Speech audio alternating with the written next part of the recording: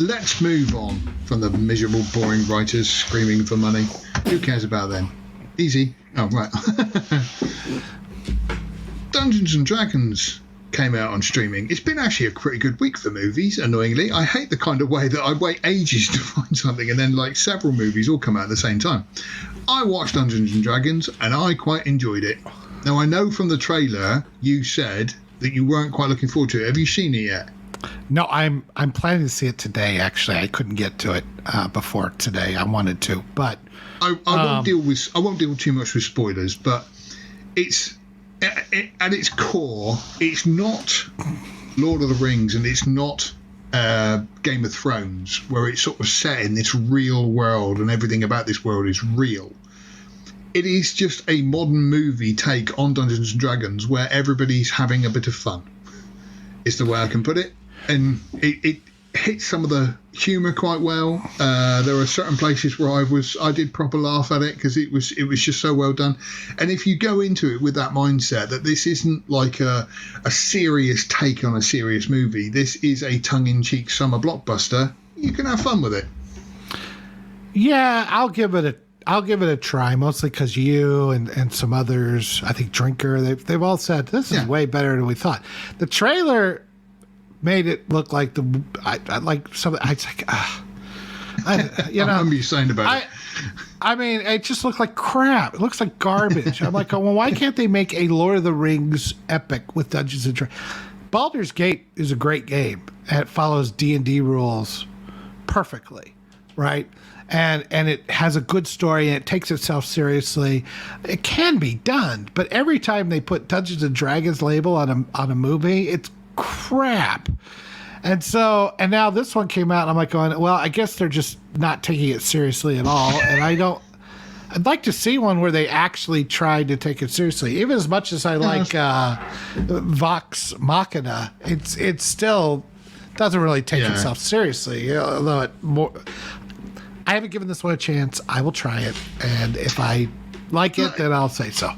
I think the Critical Drinker said that it's not the kind of film in 60 years' time you'll be happily reminiscing about. But like I say, I put it on to give it a go, and like I say, the characters are all likable. I didn't feel Michelle Rodriguez was over the top as the warrior. She just happened to be the warrior, and there is a couple of moments where it's kind of they're both him and her are tied up and walking, the hands tied behind their back, and he kind of says to her, "Have you got this?" with these guards, and he takes his time getting out because he knows he's not a fighter. He's a musician, and so, and just the dynamic between everybody kind of worked. There were a few places where it was not great, and I felt what's she called, Sophie Lillis, I think she's called, who was excellent in it, was the weakest of the characters in this. But overall, like I say, it was a perfectly decent summer blockbuster, which I found entertaining. Yeah, one of the things that I heard just based on the trailers is a lot of people were going, hey, here we go, strong woman, while Chris Pine is an idiot, can't get anything done because she's throwing people around like she's, 300 pounds. I like, there's a problem there when you react like that. On Dungeons & Dragons, when I played Dungeons & Dragons way back when, now I don't know if the rules have changed at all, but far as I know, they're basically the same. The gender of the character was purely an aesthetic choice. It had nothing to do with if you rolled an 18 for a female warrior, it was the same as an 18 for a male warrior. It didn't matter. The strength was the strength. It's kind of explained that her clan, creed, whatever she is born from a race of warriors. So again, I didn't have an issue with it. It was just, she happened to be the tank, and there's also a mage, and there's also a healer, and this kind of thing. And so it wasn't the way it was played out. It wasn't played so it was kind of like, look how great she is and how crap Men is. It was just they were always all part of a team, and I like the fact that they were kind of good friends for like a long time and stuff. So again, it's just they found each other, which is all explained quite cheesily at the beginning actually, which is quite funny. So yeah, like I say, I enjoyed it. It was a solid movie. Yeah, excellent. I mean, I'll give it a go. I'm just going to say this. What did annoy me though was Chris Pine's character was married to a black woman. which I don't know. Racist. It's just kind of, well, not in that way. It's just kind of in Hollywood now. It's kind of like every single couple have to be mixed race, and it's just kind of every now and then. Do you know what? A white person marries a white person. It does happen. It's fine, but it does happen. But it's just even in sort of like fantasy films now. It's just kind of really, you know. And again, that just did I tell you I watched that Eddie Murphy movie recently with what's his name? The guy that's been in Wolf of Wall Street and Superbad. Jonah Hill? Jonah Hill. With Jonah Hill and Eddie Murphy. And Jonah Hill meets this black girl, and they have a kindle a relationship. They want to get married. And it went exactly like I would expect it to go. The white people were treating, like they were so proud of him for getting a black girl, and they were treating her like an accessory rather than as a person, or at least the mom was, more as own anything.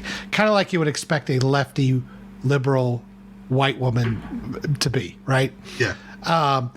And Eddie Murphy was the dad, and he was like, you ain't marrying no white guy. You know, he was just like completely racist the other way. He's like, yeah, screw white people. And I think that's probably where it is right now. You know, I think that white people look at sometimes black people like a virtue accessory, and black people just don't want to have anything to do with white people. And so all these mixed race couples that Hollywood shoves on them, I think both races are going, okay. Well, white people would be like, yeah, we do that because we're awesome and we're so virtuous. Yeah. Okay. And it like I say, it just irked me from a fantasy film viewpoint, because it was just kind of like, we don't need to have this in there. You know, it's one of those things, like I say, that it's just, you know, it's a fantasy. It's like the whole lesbian thing in Willow. It was completely unnecessary. You know, nobody. It just is inorganic and inauthentic the way they do it. And like I say, I just wasn't. Like I say, that's the only thing that irks me about the film. The rest of the film, like I say, was good fun, and I had a jolly good time with it. Why people do not? They don't. I don't know. It's a weird world in which we live, where, you know, in this fantasy world in which we live, every couple is mixed. Which, if it is the case, my wife is. If I could get two Asian wives, both, you know, her age is sort of what, 46, so I could get two 23-year-old Asian wives. Is that the trade-in value though? I'm thinking depreciation. Oh yeah, they're probably going to interview her beforehand. I'm probably better with her. She can hear me? Is she here? Thank you for watching this excerpt from Outpost Frequencies. Tune in live every Sunday at noon Central Time or 6 o'clock UK time. And also, remember to come to lastmovieoutpost.com for all your latest in movie news, streaming news, and everything cool about film.